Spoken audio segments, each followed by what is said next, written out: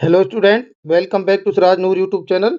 आज हम unit first chapter third Rama to the rescue के एनसीईआरटी क्वेश्चन आंसर शुरू करने जा रहे हैं। मैं आपको सभी क्वेश्चंस और आंसर्स आसान हिंदी और इंग्लिश में समझाऊंगा। So let's start today's lesson Rama to the rescue. Let us discuss, आइए चर्चा करें। वर्क इन पेयर्स, जोड़ी बनाकर काम करें, यानी कि दो दो विद्यार्थियों के समूह में। मैच द वर्ड्स, शब्दों का मिलान करें। In column A with the meaning in column B. Column A के शब्दों का मिलान कॉलम बी में दिए गए उनके अर्थों से कीजिए। चेक योर आंसर, अपने उत्तरों की जांच कीजिए। By sharing them with your teacher and classmates, अपने शिक्षक और सहपाठियों के साथ साझा करके।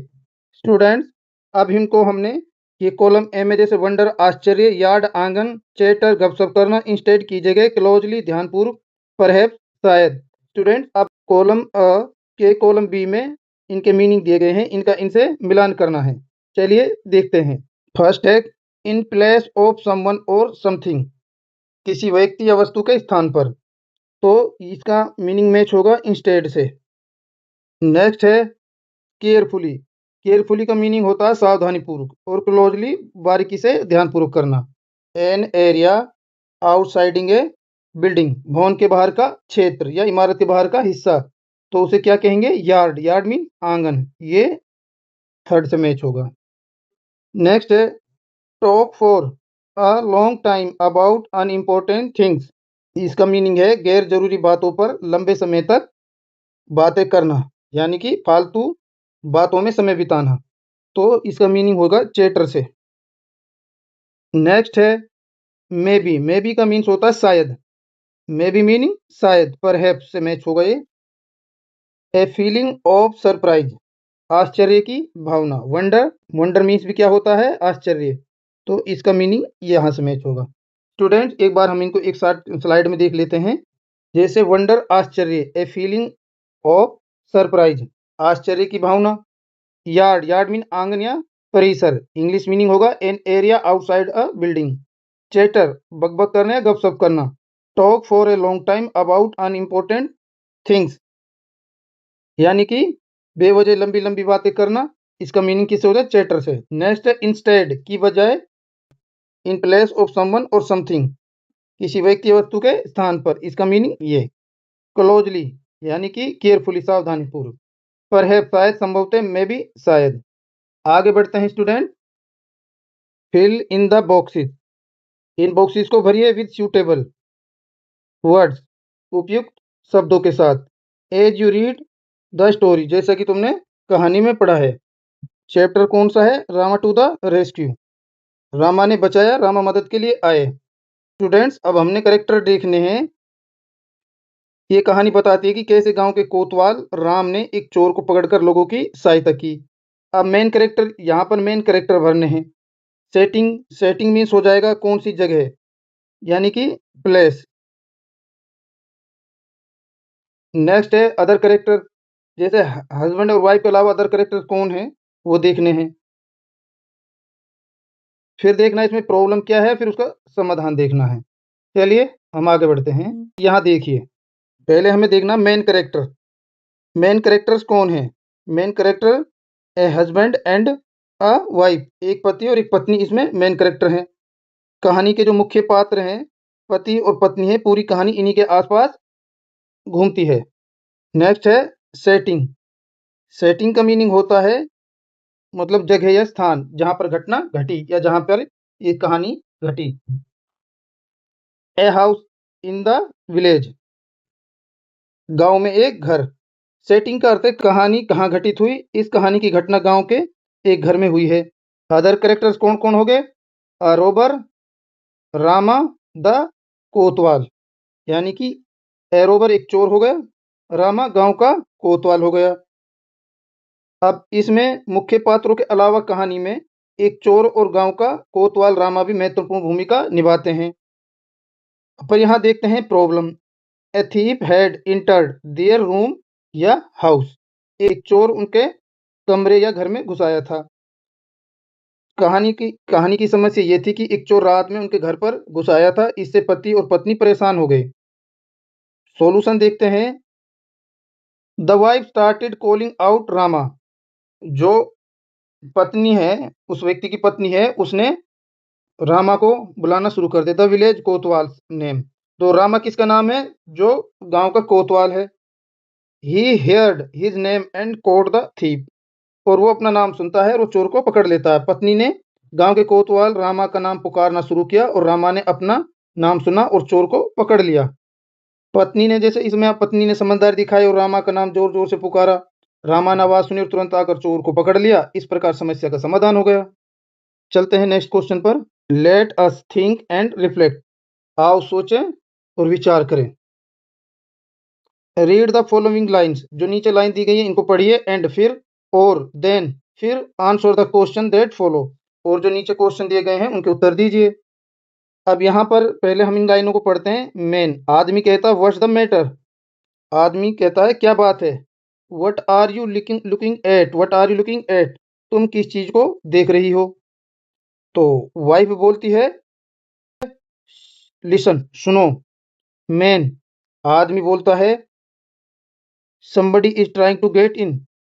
कोई अंदर आने की कोशिश कर रहा है। Wife I think he has got in. The noise has stopped. पत्नी बोलती है आई थिंक मुझे लगता है ही हैज गोट इन वो है अंदर आ गया है। द नॉइज हैज स्टॉप्ड आवाज बंद हो गई है।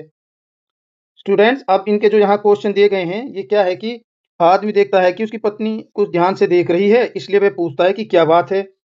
फिर पत्नी आदमी को चुप रहने के लिए कहती है क्योंकि वे किसी आवाज को ध्यान से सुनना चाहती है। ध्यान से सुनने के बाद आदमी को लगता है कि कोई घर में घुसने की कोशिश कर रहा है।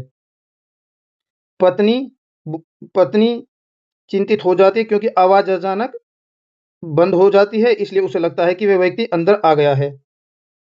स्टूडेंट्स अब इसमें क्वेश्चन दिए गए हैं। जैसे फर्स्ट क्वेश्चन है व्हाट मेक्स द मैन से the first line.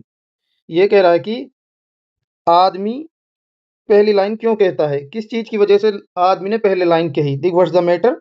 What are you looking. क्या बात है, तुम क्या देख रही हो इतनी ध्यान से। तो स्टूडेंट इसका आंसर देखते हैं। इसका आंसर है ही नोटिसेस। वह देखता है डेट की हिज वाइफ बिहेवियर है चेंज्ड। उसकी पत्नी का व्यवहार बदल गया है। एंड और she is focused on something alarming. वे किसी चिंताजनक चीज पर ध्यान दे रही है।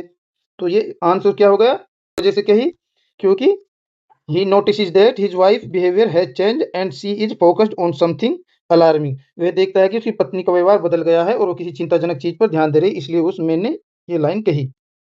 नेक्स्ट है चूज द करेक्ट ऑप्शन। सही विकल्प चुनिए।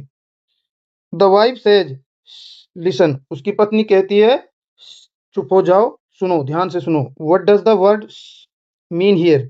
तो जो यहाँ पर जो शब्द पत्नी कहती है लिसन, यहाँ जो वर्ड है ये वाला वर्ड है, इसका क्या अर्थ है। स्लीप यानी कि सोना, नहीं ये भी नहीं है। हेल्प यानी कि मदद करना, नहीं। रेस्ट आराम करना, नहीं। बी साइलेंट चुप रहना। स्टूडेंट यही सही उत्तर है क्योंकि का मीनिंग क्या होता है, बी साइलेंट यानी कि चुप रहना। स्टूडेंट नेक्स्ट क्वेश्चन देखते हैं। How can you tell that the wife was listening carefully. आप कैसे बता सकते हैं कि पत्नी ध्यान से सुन रही थी। तो इसका आंसर है the wife's concern about the incident proves that she was listening carefully. जो the wife's concern about the incident, घटना के प्रति पत्नी की चिंता, प्रूव्स डेट ये साबित करती है डेट की शी वाज लिसनिंग केयरफुली की वे ध्यान से सुन रही थी। सेकंड क्वेश्चन है Rama the village Kotwal.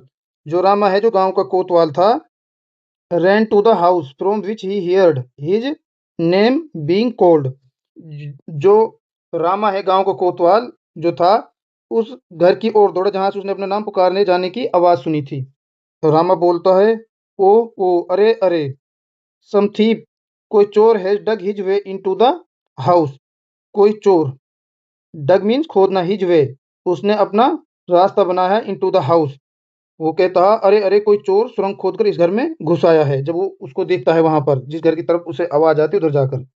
First question है, फिल इन द ब्लैंक, खालिस्तान भरिए विद द करेक्ट वर्ड, सही शब्द के साथ, फ्रॉम द गिवन लाइन, जो लाइन में दिया गया है उस शब्द के साथ सही वर्ड भरिए। The villagers caught the thief and took him to the, जो गांव वाले हैं उन्होंने चोर पकड़ा और किसको दिया उसने? The villagers caught the thief, जो गांव वाले उन्होंने चोर पकड़ा, एंड और took him to the, और उन्होंने किसको दे दिया? किसको दिया? कोतवाल को। तो इसका हुआ गांव वालों ने जो चोर पकड़ा उसे कोतवाल के पास ले गए, उसे कोतवाल के हवाले कर दिया। नेक्स्ट है, चूज द करेक्ट ऑप्शन, सही विकल्प चुनिए।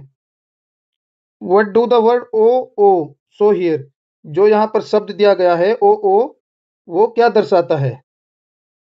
ये सरप्राइज दर्शाता है, यानी कि आश्चर्य, एंगर, क्रोध, पेन, दर्द, हैप्पीनेस, खुशी। तो ओ मीन अरे अरे, ये क्या दर्शाता है? ये सरप्राइज दर्शाता है, तो सही विकल्प होगा ए। तो यहाँ पे भी ये दिया गया है, the villager caught the thief and took him to the कोतवाल, जो लोगों ने चोर को पकड़ा और इसे कोतवाल को दे दिया। और इसका सही आंसर ए है, यानी कि सरप्राइज। आगे चलते हैं स्टूडेंट्स, यहाँ देखिए, how can you tell that, आप ये कैसे कह सकते हैं द कोतवाल was good at his job, जो कोतवाल है वह अपने काम में अच्छा था। तो ये इस बात से साबित होता है, ही केम क्विकली, वह जल्दी से आया, once he heard his name, जैसे ही उसने अपना नाम सुना वो जल्दी से आया, यानी कि तुरंत आ गया। दिस शोज, ये दिखाता है डेट की, द कोतवाल was good at his job, ये चीज दिखाती है, इससे पता चलता है कि कोतवाल अपने काम में अच्छा था। गिव वन रीजन, एक कारण बताइए, why the man and his wife were not able to fall asleep, एक कारण बताइए कि जो आदमी और पत्नी, मैन एंड हिज वाइफ, उसकी पत्नी, सो क्यों नहीं पा रहे थे? नॉट एबल टू स्लीप, क्यों नहीं सो पा रहे थे? The strange sound coming from their home, जो उनके घर में अजीब सी आवाज आ रही थी, सो दैट, उसकी वजह से, man and his wife were not able to fall asleep, उसकी वजह से वो मैन और उसकी पत्नी सो नहीं पा रहे थे, यानी कि उनके घर से आ रही अजीब आवाजों के कारण आदमी और उसकी पत्नी सो नहीं पा रहे थे, घर में कुछ असामान्य हो रहा था, अजीब आवाजें सुनकर वे चिंतित और सतर्क हो गए, इसलिए उन्हें नींद नहीं आई। What did the thief wish, जो चोर है वो क्या चाहता था? विश वुड हैपन, कि क्या हो जाए। डिड इट हैपन, क्या ऐसा हुआ? का मीनिंग है चोर क्या चाहता था कि क्या हो जाए, क्या ऐसा हुआ। जो चोर है वो क्या चाह रहा था कि कैसा हो जाए। तो स्टूडेंट इसका आंसर देखते हैं, द थीप विश्ड, चोर चाहता था या वो उम्मीद कर रहा था, दैट की, the husband and wife would fall asleep, कि पति और पत्नी सो जाएंगे। जो चोर इंतजार कर रहा था कि पति और पत्नी सो जाएं ताकि वह आसानी से चोरी कर सके। दिस डिड नॉट हैपन, लेकिन ऐसा नहीं हुआ, चोर की उम्मीद पूरी नहीं, पति और पत्नी नहीं सोए।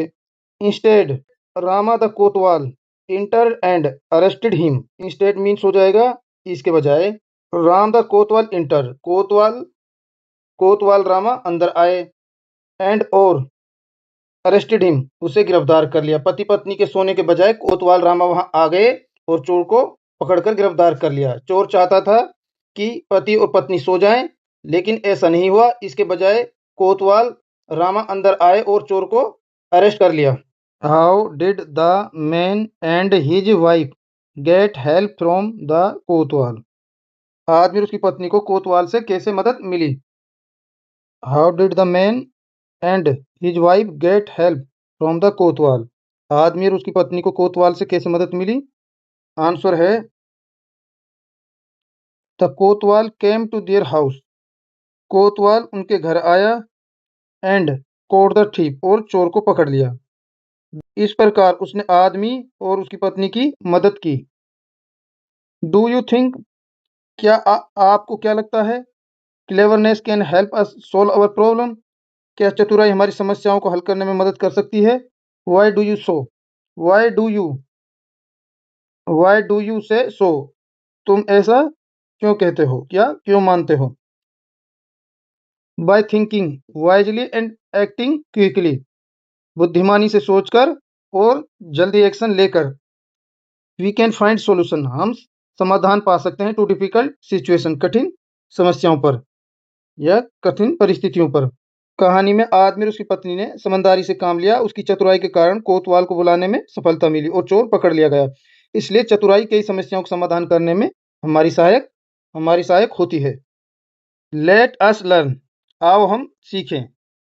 Study the highlighted words in the following lines, जो नीचे पंक्तियां दी गई हैं उनमें गहरे शब्दों का या हाईलाइटेड शब्दों का अध्ययन करें। जैसे यहाँ विद्यार्थियों से कहा जा रहा है कि मोटे अक्षरों यानी कि बोल्ड में जो लिखे गए हैं, जैसे ये और ये, इनको ध्यान से पढ़ो और देखो और समझो। फर्स्ट है I am feeling so sleepy, में मुझे नींद आ रही है। अब इसमें जो आई एम लिखा हुआ है इस तरीके से, इसमें क्या है कि इसका मीनिंग होता है आई एम। जो अपोस्ट्रोफे दिया गया है, इसका मीनिंग जो अपोस्ट्रोफे दिया गया है ये इसका मीनिंग है यहाँ से ए गायब है यानी कि है नहीं। इट्स अ थीप, यह एक चोर है, तो इट्स हो जाएगा इट इज। ये इट इज का संक्षिप्त रूप है। देयर अवेक, वे जागे हुए हैं। अब देयर को क्या लिखा गया है, जैसे दे आर है, दे आर का संक्षिप्त रूप ये लिखा हुआ है। द हाईलाइटेड वर्ड्स, जो हाईलाइटेड शब्द हैं, given in the above sentence, जो ऊपर सेंटेंसेस में दिए गए हैं, जो हाईलाइटेड शब्द ऊपर सेंटेंसेस में दिए गए हैं, have one letter missing in each, सब में एक लेटर मिस है यानी कि है नहीं। व्हाट आर दे, वो क्या है। Share them with your teacher and classmate, उन्हें अपने टीचर और क्लासमेट के साथ शेयर करें यानी कि साझा करें, उन पर बातचीत करें। ऊपर जो दिए गए गहरे शब्दों में प्रत्येक में एक अक्षर गायब है। जैसे इसमें आई एम में ए गायब है, इट्स में आई गायब है, दे आर में ए गायब है। तो ये कह रहा ऊपर दिए गए गहरे शब्दों में प्रत्येक में एक अक्षर गायब है। वे कौन से अक्षर है, उन्हें अपने शिक्षक और सहपाठियों के साथ साझा करें। जैसे आई एम में ए हट गया, आई एम में ए हट गया, इट्स में आई हट गया, दे आर में ए हट गया। नाउ अब right the full words with the missing letters, अब गायब अक्षरों को जोड़कर पूरा शब्द लिखो। अब जो हमें छोटे रूप में शॉर्ट फॉर्म की जगह पूरे फुल फॉर्म में लिखना है।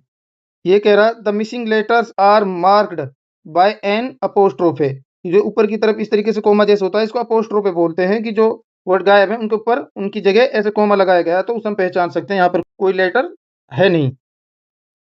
I am feeling so sleepy, मुझे बहुत नींद आ रही है, मैं नींद महसूस कर रहा हूँ। यहाँ पर जो आइम है, जैसे यहाँ पर आइम लिखा गया है, इस आइम का पूरा रूप क्या लिखा गया, I am feeling so sleepy.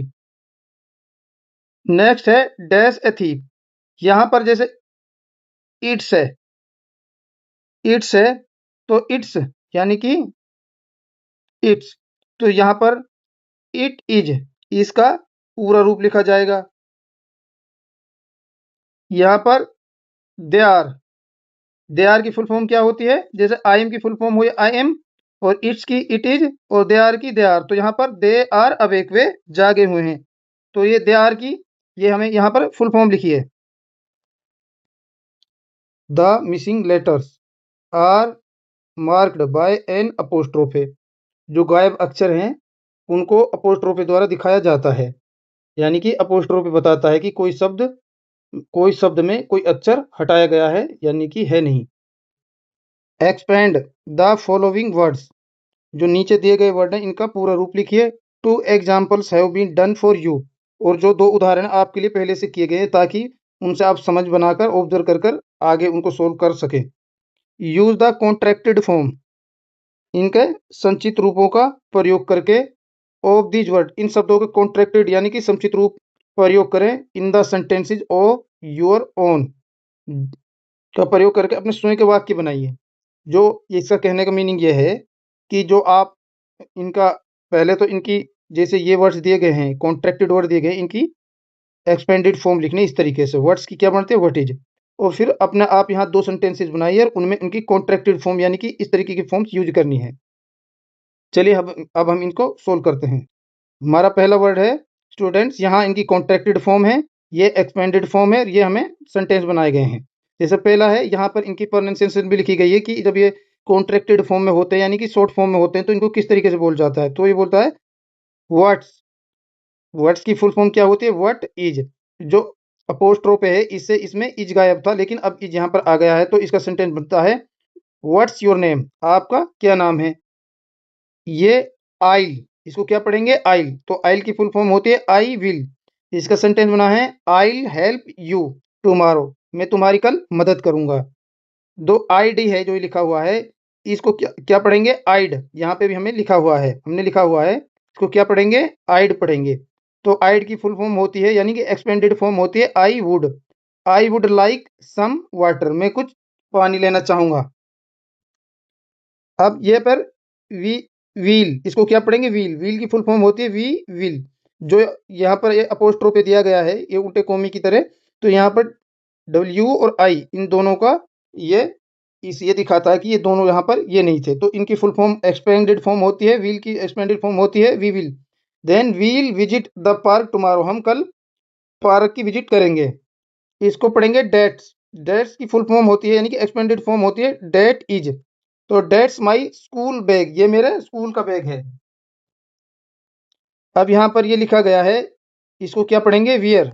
यहाँ पर लिखा हुआ ब्रैकेट में आपकी आसानी के लिए यहाँ लिख दिए गए हैं वियर।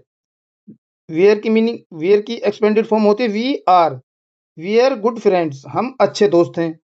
ये तो आपने बहुत ही ज्यादा सुना होगा डोंट। डोंट की फुल एक्सपेंडेड फॉर्म होती है डू नॉट। तो I don't like junk food, मैं जंक फूड पसंद नहीं करता। अब यहाँ पर यूल, इसको क्या पढ़ेंगे? यूल। इसकी एक्सपेंडेड फॉर्म होगी यू विल। एक्सपेंडेड फॉर्म क्या होगी? You will. तो हम पढ़ेंगे यूल इंजॉय दिस स्टोरी, आप इस कहानी को इंजॉय करेंगे। अब यहाँ पर ये लिखा हुआ है must how. Must how, must how की फुल फॉर्म होती है मस्ट हैव, यानी कि एक्सपेंडेड फॉर्म क्या होती है? Must have. She must have forgotten her book, वो जरूर अपनी किताब भूल गया होगा।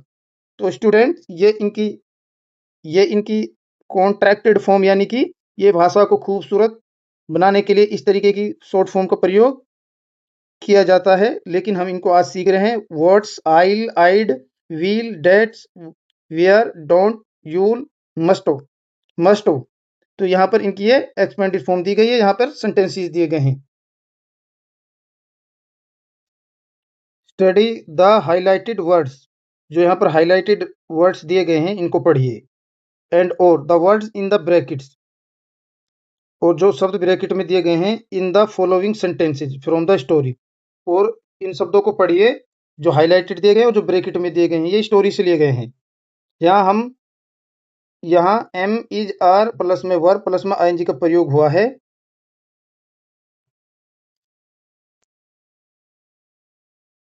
इसमें प्रेजेंट कंटिन्यूस टेंस वर्तमान निरंतर काल कहते हैं। इसको क्या कहते हैं? वर्तमान निरंतर काल कहते हैं। ये उन कार्यों को बताता है जो अभी इस समय हो रहे हैं। जैसे अब हम पढ़ते हैं आई, जैसे I am feeling so sleepy, मुझे बहुत नींद आ रही है। स्टूडेंट्स अब यहाँ पर जो आई, यहाँ पर जो दिया गया है एम फीलिंग, इसको यहाँ पर ब्रेक कर कर दिया गया है। जैसे एम फील, फील में सिर्फ आईएनजी लगाई गई है। इससे हमें सेंटेंस की पहचान होती है कि कार्य की स्थिति और समय क्या है। तो जो यहाँ पर एम फीलिंग दिया गया है, इसका अर्थ है कि अभी इस समय नींद महसूस हो रही है, इसलिए प्रेजेंट कंटिन्यू टेंस का प्रयोग किया गया है। इससे हमारी कौन से टेंस की पहचान होती है? Present continuous tense. Present continuous tense की पहचान होती है। What are you looking at, आप किस ओर देख रहे हो या क्या देख रहे हो। यहाँ पर स्टूडेंट, यहाँ पर जो आर दिया गया है, यहाँ आर और फिर लुक, और यहाँ पर लुक और लुक में आईएनजी लगाया गया है, ये रहा। तो इनको यहाँ पर ब्रेक कर कर दिया गया है। यहाँ पर व्हाट का मीनिंग क्या हुआ? क्या। आर का मीनिंग आप समझ सकते हैं यहाँ पर हो, और लुक मीन्स देखना, और लुकिंग मीने देख रहे हैं। तो इससे हमारी ये पहचान मिलती है। जैसे यहाँ पर स्टूडेंट यहाँ पर दिया गया है आर लुकिंग, बताता है कि देखने की क्रिया अभी चल रही है, इसलिए प्रेजेंट कंटिन्यूस टेंस का प्रयोग हुआ है। तो हम इन सेंटेंसेस से, जिन सेंटेंसेस में ये हमें, इससे हमें आइडिया मिल रहा है, जिन सेंटेंसेस में इज, एम, आर, वर्ब के साथ आईएनजी फॉर्म लगती है, वो कौन से टेंस होते हैं? Present continue tense. Present continue tense ऐसे होते हैं जिनमें जो कार्य है वो उस समय भी हो रहा होता है, इस समय हो रहा है। तो इसका मीनिंग यह है। तो अगला सेंटेंस देखते हैं students. somebody is trying to get in, कोई अंदर आने की कोशिश कर रहा है। तो इसमें इज, ट्राई, और ट्राई में आईएनजी लगाया गया है। अगर इनको हम ब्रेक कर कर देखें तो इज, ट्राई और ट्राई में आईएनजी लगाया गया है। तो स्टूडेंट इसका मीनिंग है कि इज ट्राइंग क्या बता रहा है? इज ट्राइंग से हमें पता चल रहा है कि कोई व्यक्ति इस समय अंदर आने का प्रयास कर रहा है। नेक्स्ट सेंटेंस है दे आर सेइंग समथिंग, वे कुछ कह रहे हैं। अब इसका मीनिंग ये है कि जहां पर आर सेइंग है, आर सेइंग का अर्थ है कि वे अभी भी कुछ बोल रहे हैं, यानी कि कार्य वर्तमान में जारी है।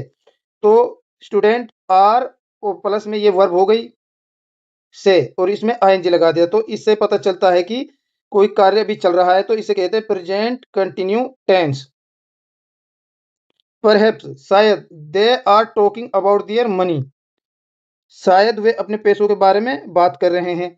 यहाँ पर आर टॉकिंग, आर ये वर्ब, टॉक वर्ब हो गई, इसमें आईएनजी लगा दी। तो यहाँ पर ये होता है, यहाँ जो आर टॉकिंग है, ये आर टॉकिंग है, ये बताता है कि बातचीत की क्रिया अभी भी चल रही है, इसलिए प्रेजेंट कंटिन्यू टेंस का प्रयोग किया गया है। अब यहाँ पर नाउ, अब चूज द करेक्ट ऑप्शन, अब सही विकल्प चुनिए। The sentence 1 to 5 refer to action that, जो यह सेंटेंस दिए गए हैं स्टूडेंट, जो ये सेंटेंस दिए गए हैं 1 2 3 4 5, जो ये सेंटेंस है 1 से 5, ये किस एक्शन को दर्शाते हैं? Students, the sentences 1 to 5 refer to action, ये उस कार्य को दर्शाते हैं जो, यहाँ पर इनके विकल्प दिए गए, are going on at the time of speaking, वे कार्य जो बोलते समय हो रहे हैं, या वो कार्य हैपेंड इन द पास्ट, जो पास्ट के समय में हुए थे, या will take place in future, जो भविष्य में होंगे। तो यहाँ पर क्या आएगा? Are going on at time of speaking, जो कार्य बोलते समय चल रहे हैं। तो यहाँ पर are going on at the time of speaking, बोलते समय चल रहे कार्यों के बारे में इसमें बात होती है। तो स्टूडेंट, इसमें हमें पता चलता है सभी वाक्यों में एम, इज, आर प्लस में वर्ब प्लस में आईएनजी का प्रयोग हुआ है। तो इसमें क्या हुआ है, जैसे सब में एम, आर, इज, आर और प्लस में ये वर्ब हैं, ये इनकी वर्ब दी गई हैं, इनका प्रयोग हुआ है, और प्लस में आईएनजी, सब में आईएनजी लगी हुई है। तो इनमें सब में आईएनजी का प्रयोग हुआ, तो ये बताता है कि अभी इसी समय कार्य हो रहा है। तो इसलिए उत्तर क्या होगा? Are going on at time of speaking, जो कार्य बोलते समय चल रहे हैं। जो क्रियाएं बताती है कोई व्यक्ति या वस्तु बोलते समय क्या कर रहे, प्रेजेंट प्रोग्रेसिव टेंस, और इनको प्रेजेंट प्रोग्रेसिव टेंस भी कहते हैं। अब प्रेजेंट प्रोग्रेसिव या प्रेजेंट कंटिन्यू टेंस वो होते हैं जिनमें अभी भी चल रहे हैं, जो अभी भी चल रहे हैं, बोलते समय हो रहे हो, या अभी समाप्त नहीं हुए हों। अब यहाँ पर दिया गया है वर्ब्स दैट डिस्क्राइब, जो क्रियाएं बताती हैं व्हाट समवन और something is doing at the moment of speaking, कोई व्यक्ति, समवन कोई व्यक्ति, समथिंग कोई या कोई वस्तु बोलते समय क्या कार्य कर रही है, वे क्या कहलाते हैं? They are speaking are in the present progressive tense, उनको क्या बोलते हैं? प्रेजेंट प्रोग्रेसिव टेंस बोलते हैं, वर्तमान निरंतर काल में वो कार्य हो रहे हैं। प्रेजेंट प्रोग्रेसिव टेंस का प्रयोग उन वाक्यों के लिए होता है, उन कार्यों के लिए होता है जो अभी चल रहे हैं, बोलते समय हो रहे हैं, और अभी भी समाप्त नहीं हुए हैं। जैसे आई एम रीडिंग, में पढ़ रहा हूँ, सी इज कुकिंग, वे खाना बना रही है, दे आर प्लेइंग, वे खेल रहे हैं। और ये काल हमें बताता है कि कोई काम अभी इस समय जारी है। नेक्स्ट है fill in the blanks to complete the following sentences. Fill in the blanks, रिक्त स्थान भरिए, to complete the following sentences, नीचे जो सेंटेंसेस दिए गए हैं इनको पूरा करने के लिए इनके जो रिक्त स्थान है उनको भरिए। जो ये अभ्यास प्रेजेंट कंटिन्यू टेंस वर्तमान निरंतर काल का है, जो इसमें जो अभ्यास होगा वो प्रेजेंट कंटिन्यू टेंस यानी प्रेजेंट प्रोग्रेसिव टेंस का है। इस टेंस में एम इज आर प्लस में वर्ब प्लस में आईएनजी का प्रयोग होता है। अब इसमें जैसे अब इसको सोल्व करते हैं स्टूडेंट। जैसे आई इन ग्रेड 6, अब यहाँ पे क्या आएगा? I am. तो स्टूडेंट यही दिया गया है, यहाँ पहले एम भरेंगे, आई के साथ क्या आता है? एम। तो फिर स्टडी, स्टडी में आईएनजी लग जाएगा। जैसे यहाँ पर दिया गया है एम स्टडी आईएनजी, तो आई के साथ क्या आता है? एम। आई के साथ आता है, आई के साथ एम आता है, स्टडी और प्लस में स्टडी में आईएनजी लगा दी, तो ये प्रेजेंट कंटिन्यूस होगा। जैसे I am studying in grade 6, मैं कक्षा 6 में पढ़ रहा हूँ या पढ़ रही हूँ। अब यहाँ पे क्या है? जो सब्जेक्ट है इसमें आई है स्टूडेंट, इसमें सब्जेक्ट आई है। आई के साथ, आई का मीनिंग होता है मैं, और इसके साथ एम का प्रयोग होता है। आई के साथ एम का प्रयोग होता है। वर्ब स्टडी है, स्टडी में आईएनजी जोड़कर स्टडिंग बनाया गया। इससे पता चलता है कि पढ़ाई का काम अभी भी चल रहा है। तो इसका फॉर्मूला क्या बन जाएगा? सब्जेक्ट प्लस में इज एम या आर प्लस में वर्ब की फर्स्ट फॉर्म प्लस में इसमें आईएनजी लगाना, तो इसका ये फॉर्मूला बन जाएगा। नेक्स्ट देखते हैं, my friend dash a story book. तो इसमें माई फ्रेंड डैश, तो इसमें क्या आ जाएगा? इज रीड और फिर इसमें ING, reading book, my friend is reading book. Next है we dash a board game. ठीक है, अब इसमें यहाँ पर ये हमें आर लिखना है, प्ले और प्ले में आईएनजी लगाना, तो ये क्या बन जाएगा? We are playing a board game. The teachers are sitting in the staff room. जो ये आर है ये हमें ब्रैकेट में पहले ही बताया गया किस तरीके से सोल्व करना है। ये जो शिक्षक स्टाफ रूम में बैठे हुए हैं, यानी कि वो अभी फिलहाल बैठे हुए हैं इस समय भी। तो यहाँ पर सब्जेक्ट क्या है? The teachers. द टीचर्स एक प्लूरल है और इसलिए इसके साथ आर आया है, तो इसे सिट है, सिट में आईएनजी लगाएगा तो सिटिंग बन गया। स्टूडेंट ये बात ध्यान रखेंगे, जैसे इसमें सिट है, सिट में आईएनजी लगाया, लेकिन एक टी कहाँ से आई? क्योंकि टी से पहले एक वाउल्स है, तो जब भी हम वाउल्स के बाद कोई कॉन्सोनेंट है उसके बाद उसमें आईएनजी लगा रहे हैं, तो लास्ट वाला वर्ड यानी कि कंसोनेंट डबल बार हो जाएगा, तो ये सिटिंग बन जाएगा इस तरीके से। तो यहाँ पर आर का प्रयोग है, वर्ब सिट है, सिट में आईएनजी जोड़ी गई है, तो ये बताता है कि शिक्षक इस समय स्टाफ रूम में बैठे हुए हैं। नेक्स्ट है my mother is cooking food in the kitchen. रसोई, मेरी माता जी रसोई घर में खाना बना रही है। जो इसमें माई मदर है ये एक वचन है, यानी कि सिंगुलर है, सिंगुलर के साथ इज आता है। इज, अब इसमें कुक लगाया गया, कुक के साथ आईएनजी जोड़ दिया गया, तो इस तरीके से पता चलता है कि खाना अभी भी बन रहा है, खाने का कार्य अभी भी चल रहा है। स्टूडेंट यहाँ ये चीज देखेंगे कि जो सब्जेक्ट, जैसे एक तो सब्जेक्ट हो जाएगा आई, आई के साथ हमेशा एम का प्रयोग होगा, और फिर सब्जेक्ट है जैसे ही, सी,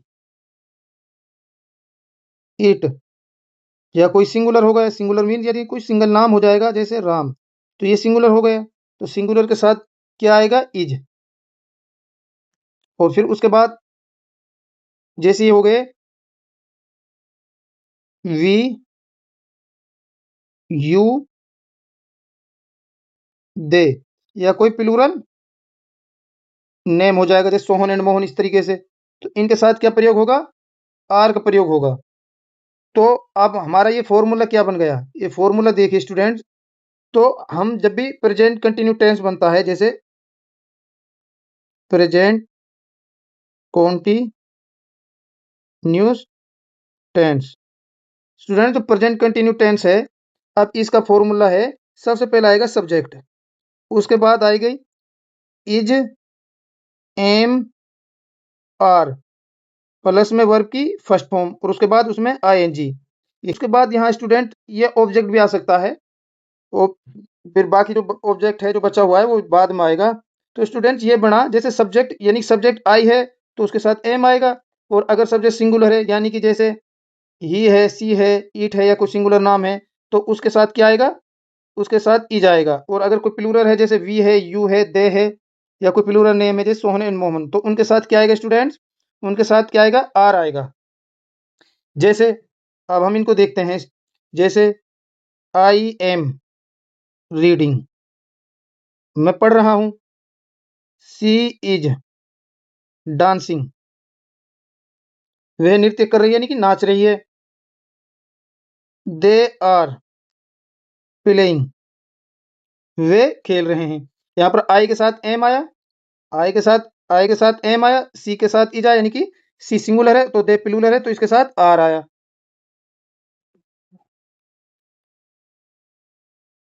आगे बढ़ते हैं स्टूडेंट्स।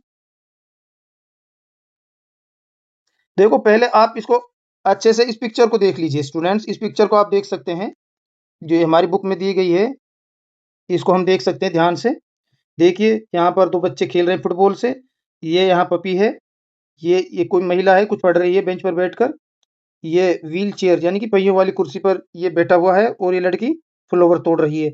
यानी कि इस पिक्चर को देखते हैं तो इस समय इसमें क्या काम चल रहा है देखने पर, तो इसी से रिलेटेड अब हम आगे पढ़ेंगे प्रेजेंट कंटिन्यू टेंस, और इसको आगे बढ़ते हैं। देखिए स्टूडेंट्स, यहाँ पर गोविंद एंड अनु फुटबॉल, जो गोविंद और अनु है, अभी हमने उस फोटो में देखे थे, जैसे गोविंद और अनु है, ये खेल रही है, किससे खेल रहे हैं? फुटबॉल से। तो इस समय खेलने का काम चल रहा है।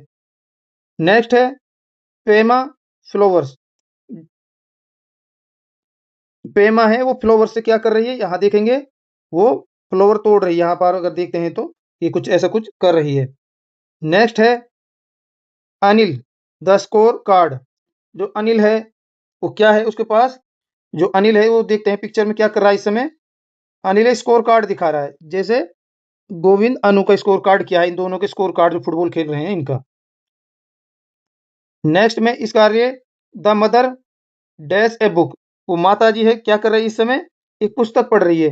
तो यहाँ पर देख सकते हैं इस पिक्चर में ये माता जी है, क्या पढ़ रही है, ये बुक पढ़ रही है। नेक्स्ट है the dog dash to catch the ball. जो डॉग है वो क्या करने की कोशिश कर रहा है, यहाँ पर देखेंगे ये गेंद को पकड़ने की कोशिश कर रहा है।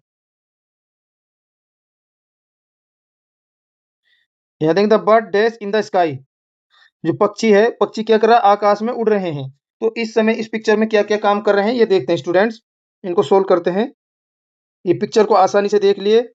ये दोनों, ये लड़के लड़की, ये खेल रहे हैं फुटबॉल से। यहाँ पर ये पपी है, ये डॉग का बच्चा है, ये खेल रहा है। माता जी बुक पढ़ रही है, स्कोर कार्ड दिखा रहे हैं, और ये लड़की फूल तोड़ रही है। स्टूडेंट यहाँ देखिए, जैसे इस पिक्चर में देखा था हमने गोविंद गोविंद एंड अनु, गोविंद और अनु, ये दोनों देखते हैं, ये दोनों क्या हो गए, ये प्लूरल माने जाएंगे क्योंकि ये दो नाम हैं। तो इनके साथ आया आर, और क्योंकि हम बात कर रहे हैं प्रेजेंट कंटिन्यू टेंस की, तो उसका फॉर्मूला क्या है, सब्जेक्ट प्लस में इज, एम, आर, प्लस में वर्ब की फर्स्ट फॉर्म, प्लस में आईएनजी, और प्लस में ऑब्जेक्ट।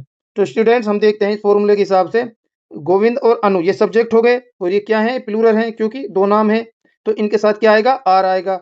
आर के साथ वो क्या कर रहे हो, फुटबॉल से खेल रहे हैं, खेलने का काम कर रहे हैं। तो प्ले, प्ले में आईएनजी लगाया, तो ये बन गया प्रेजेंट प्रोग्रेसिव टेंस। और वो ऑब्जेक्ट क्या हो गया, किससे खेल रहे हैं, वो फुटबॉल से। तो गोविंद और अनु क्या कर रहे हैं, फुटबॉल खेल रहे हैं। नेक्स्ट है पेमा। पेमा वहां फूल तोड़ रही थी, हमने पिक्चर में देखा था। Pema is plucking the flower. जो पेमा है वो फूल तोड़ रही है। प्लग द फ्लावर मतलब फूल तोड़ना। अब इसे देखते हैं। पेमा एक पर्सन का नाम है, जबकि ये सिंगुलर है। तो सिंगुलर के साथ क्या आता है, इज आता है, तो ये इज लगा दिया। नेक्स्ट है पल्किंग, यानी कि तोड़ रही है। तो इज पल्किंग फ्लावर, फूल तोड़ रही है, इसलिए उत्तर है इज पल्किंग यहाँ पर, क्योंकि वो इस समय फूल तोड़ रही है। पलक में आईएनजी लगा दी, तो ये कंटिन्यू हो गया। नेक्स्ट है Anil is showing the score card. जो अनिल है वो स्कोर कार्ड दिखा रहा है। तो स्टूडेंट्स, अनिल एक एक पर्सन का नाम है, एक व्यक्ति का नाम है, इसलिए ये सिंगुलर है, इसलिए इसके साथ इज लगा। सो मीन दिखाना, और आईएनजी लगाकर इसको ये दिखा दे, वर्तमान में दिखा रहा है। शोइंग का अर्थ है दिखा रहा है, तो यहाँ पर प्रेजेंट कंटिन्यू टेंस का प्रयोग हुआ है, तो सही उत्तर है इज शोइंग। नेक्स्ट है the mother is reading a book. जो माता जी है वो एक किताब पढ़ रही है। तो यहाँ पर द मदर क्या है, मदर सिंगुलर है, क्या है, सिंगुलर। सिंगुलर के साथ आपको जैसे कि मैंने बताया था इज आएगा, तो इज आ गया। तो रीड है, और रीड में प्लस में आईएनजी लगा दे, क्योंकि इससे पता चलता है कि प्रेजेंट कंटिन्यू टेंस है, यानी कि प्रेजेंट प्रोग्रेसिव टेंस है। तो इसके साथ आईएनजी, तो इसलिए इसमें सही उत्तर इज रीडिंग हो जाएगा। तो ये ऑब्जेक्ट हो जाएगा हमारा, यानी कि सब्जेक्ट प्लस में इज एम आर, और प्लस में वर्ब की फर्स्ट फॉर्म, और प्लस में आईएनजी लगा रखा है यहाँ पर, और ये अ बुक एक ऑब्जेक्ट हो जाएगा। नेक्स्ट है the dog is trying to catch the ball. जो कुत्ता है वो गेंद पकड़ने की कोशिश कर रहा है। अब इसको देखते हैं, द डॉग एक एनिमल का नाम है, यानी कि एक जानवर का नाम है, लेकिन कुत्ता यहाँ पर एक ही है, तो इसलिए ये क्या हो जाएगा, सिंगुलर हो जाएगा। सिंगुलर के साथ इज आता है, इज के साथ अब कोशिश करने की इंग्लिश क्या होती है, ट्राई। और तो हम इसे, क्योंकि प्रेजेंट प्रोग्रेसिव टेंस, इसमें आईएनजी लगा देंगे, तो ये हो जाएगा is trying to catch the ball, तो बॉल पकड़ने की कोशिश कर रहा है, इसलिए इसमें क्या आएगा, इज ट्राइंग। इज ट्राइंग में आएगा तो ये तो हो जाएगा सब्जेक्ट, ये इज एम आर की जगह होगा, ये वर्ब की फर्स्ट फॉर्म प्लस में आईएनजी हो गया, और ये ऑब्जेक्ट हो गया, टू कैच द बॉल क्या हो गया, ऑब्जेक्ट हो गया। नेक्स्ट है the birds are flying in the sky, जो पक्षी हैं वो आसमान में उड़ रहे हैं। जो बर्ड्स है ये क्या है, प्लूरल है, प्लूरल के साथ आर आता है, जैसे कि मैंने बताया था, फ्लाई मीन्स उड़ना, और ये वर्ब की फर्स्ट फॉर्म है, इसमें आईएनजी लगा तो फ्लाइंग हो गया इन द स्काई। तो ये हमारा सब्जेक्ट हो गया, ये इज एम आर की जगह हो गया, ये वर्ब की फर्स्ट फॉर्म प्लस में आईएनजी हो गया, और ये ऑब्जेक्ट हो जाएगा। तो इसलिए इसमें फ्लाइंग का मीनिंग, यानी कि फ्लाइंग मीनिंग क्या है, वो इस समय काम कर रहा है। फ्लाई मीनिंग उड़ना, और आईएनजी लगते ही इससे पता चल रहा है कि इस समय कार्य हो रहा है, तो आर फ्लाइंग इसमें सही आएगा। तो so student, today we completed the NCERT question answer of Rama to the rescue. उम्मीद है कि आपको सभी आंसर्स अच्छे समझ में आ गए होंगे। पसंद आई हो तो लाइक, शेयर और सब्सक्राइब जरूर करें। ऐसी आसान इंग्लिश लर्निंग और एनसीईआरटी सॉल्यूशन के लिए जुड़े रहिए सिराज नूर यूट्यूब चैनल के साथ। Thank you for watching, see you in the next video. बचे हुए क्वेश्चन हम नेक्स्ट वीडियो में देखेंगे। जय हिंद, जय भारत।